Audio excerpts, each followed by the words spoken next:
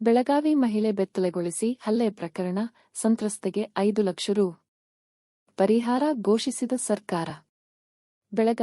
ಬೆಳಗಾವಿಯ ವಂಟಮೂರಿಯಲ್ಲಿ ಮಹಿಳೆಯೊಬ್ಬರನ್ನು ಬೆತ್ತಲೆಗೊಳಿಸಿ ಹಲ್ಲೆ ನಡೆಸಿದ ಪ್ರಕರಣ ಖಂಡಿಸಿ ಪ್ರತಿಪಕ್ಷ ಬಿಜೆಪಿ ನಾಳೆ ರಾಜ್ಯಾದ್ಯಂತ ಪ್ರತಿಭಟನೆಗೆ ಕರೆ ನೀಡಿದ ಬೆನ್ನಲ್ಲೇ ರಾಜ್ಯ ಸರ್ಕಾರ ಸಂತ್ರಸ್ತ ಮಹಿಳೆಗೆ 5 ಲಕ್ಷ ರೂಪಾಯಿ ಪರಿಹಾರ ಘೋಷಿಸಿದೆ. ಮಹಿಳೆ ಬೆತ್ತಲೆಗೊಳಿಸಿ ಹಲ್ಲೆ ಪ್ರಕರಣದ ಸಂತ್ರಸ್ತ ಮಹಿಳೆಗೆ ಮುಖ್ಯಮಂತ್ರಿ ಸಿದ್ದರಾಮಯ್ಯ ಅವರು 5 ಲಕ್ಷ ರೂಪಾಯಿ ಪರಿಹಾರ ಘೋಷಿಸಿದ್ದಾರೆ ಎಂದು ಬೆಳಗಾವಿ ಜಿಲ್ಲಾ ಉಸ್ತುವಾರಿ ಸಚಿವ ಸತೀಶ್ ಜಾರಕಿಹೊಳಿ ಅವರು ತಿಳಿಸಿದ್ದಾರೆ. ಇದಕ್ಕೂ ಮುನ್ನ ಇಂದು ಬೆಳಗಾವಿಯಲ್ಲಿ ಸುದ್ದಿಗಾರರೊಂದಿಗೆ ಮಾತನಾಡಿದ ಬಿಜೆಪಿ ರಾಜ್ಯಾಧ್ಯಕ್ಷ ಬಿವೈ ವಿಜಯೇಂದ್ರ ಅವರು, ವಂಟಮೂರಿಯಲ್ಲಿ ಪರಿಶಿಷ್ಟ ಜಾತಿಯ ಮಹಿಳೆಯನ್ನು ಬೆತ್ತಲೆ ಮಾಡಿ ಕಂಬಕ್ಕೆ ಕಟ್ಟಿ ಥಳಿಸಿರುವುದು ಖಂಡನಾರ್ಹ. ಇದು ದೇಶಾದ್ಯಂತ ಚರ್ಚೆಗೆ ಗ್ರಾಸವಾಗಿದೆ. ರಾಜ್ಯ ಹೈಕೋರ್ಟ್ ಸಹ ಸರ್ಕಾರಕ್ಕೆ ಚಾಟಿ ಬೀಸಿದೆ.